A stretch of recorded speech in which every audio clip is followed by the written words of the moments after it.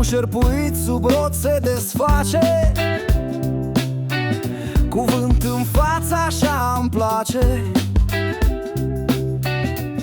Cerul arde în culori de vis, sufletul-mi caută un paradis.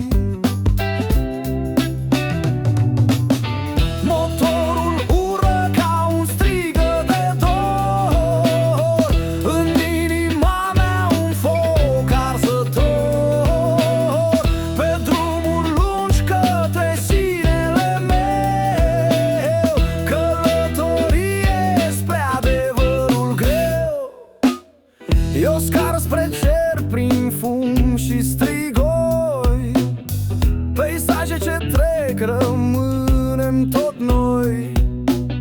Chitarele cântă povești de drum, vibrații de viață nu merg la consum.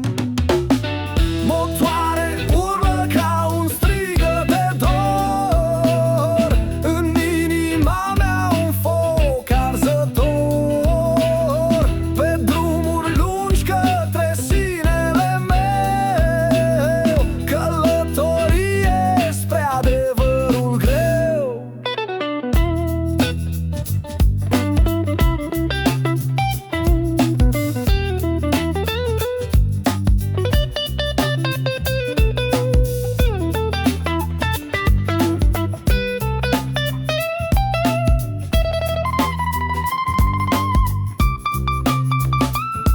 E un ritm șamanic ce mă ghidează, pulsul îl simt și motorul vibrează. Zboară, suflet zboară peste hotare, prin umbre adânci, prin lumi solare. Fiecare kilometru o poveste în sine, drumul mă poartă spre cine sunt cu mine.